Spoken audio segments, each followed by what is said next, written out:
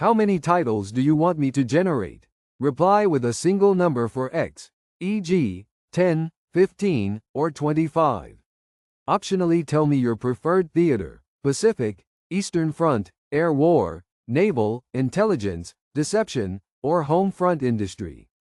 At 2:18 on the 14th of February 1945, Lieutenant J.G.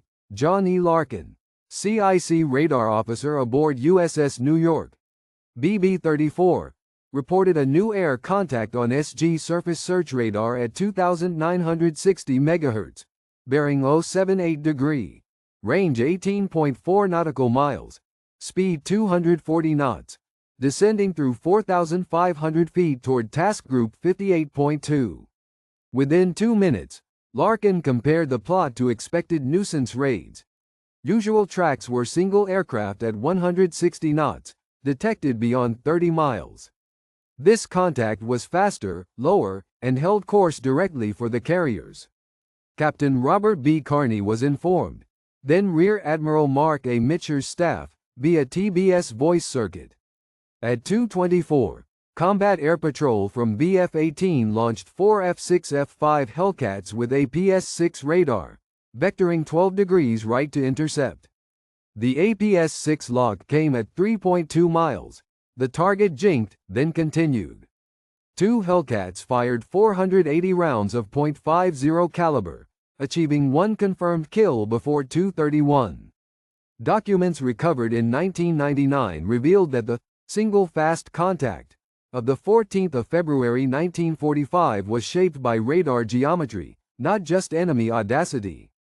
In USS New York's Combat Information Center plotbook and SG operator's log, the track first appeared inside 20 miles because the islanding carriers and sea clutter forced gain reduction, cutting long-range sensitivity. A Fleet CIC bulletin from Task Force 58 warned of anomalous low flyers beneath 5,000 feet. The bulletin's margin notes show it was received 2 days late due to circuit congestion. This contradicts later summaries implying seamless early warning and immediate vectoring throughout the night. Medical and readiness records show a harsher ground reality than the official narrative of effortless interception.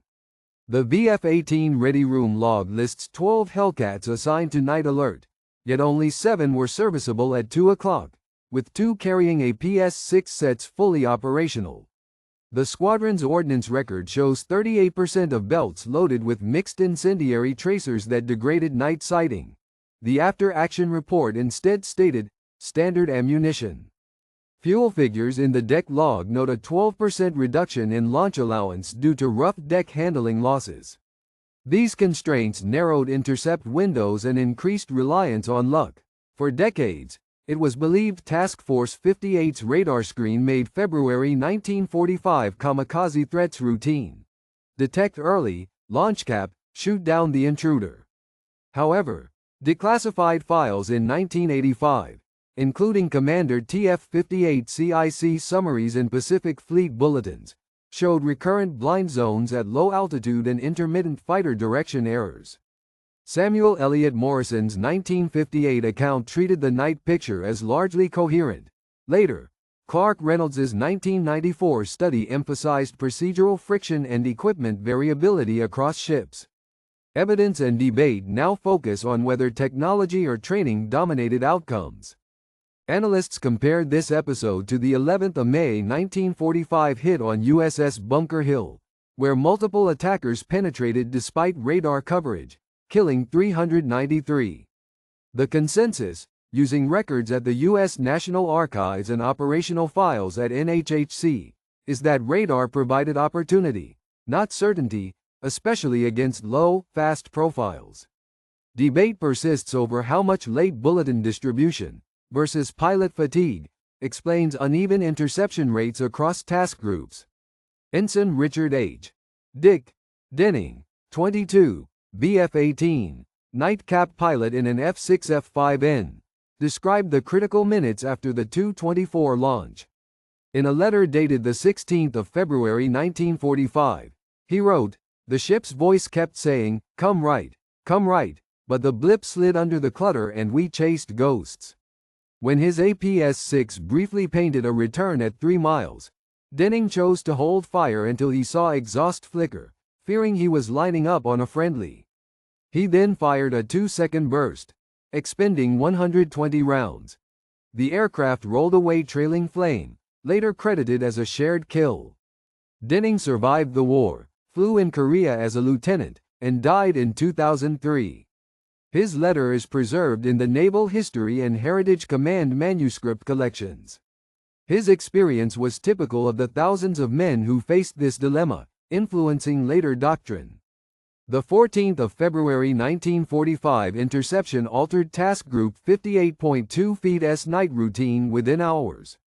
Mitcher's staff ordered 2 additional destroyers to radar picket stations, widening the screen by 12 nautical miles and shifting 1 cruiser from anti-surface patrol to fighter direction support. VF-18's alert cycle was reset. 4 aircraft kept at 5-minute readiness instead of 8 at 10-minute. Planners had projected a 30% chance a single low flyer would reach a carrier. The actual outcome was 0 hits, and 1 attacker destroyed, a 100% reduction versus that projection. Over the next months, Pacific Fleet treated low-altitude night raiders as a systems problem, not a pilot problem. By the 10th of March 1945, TF-58 issued standardized gain and clutter settings for SG and SK sets and required bulletin relay within 6 hours, cutting 2 days late warnings to same day.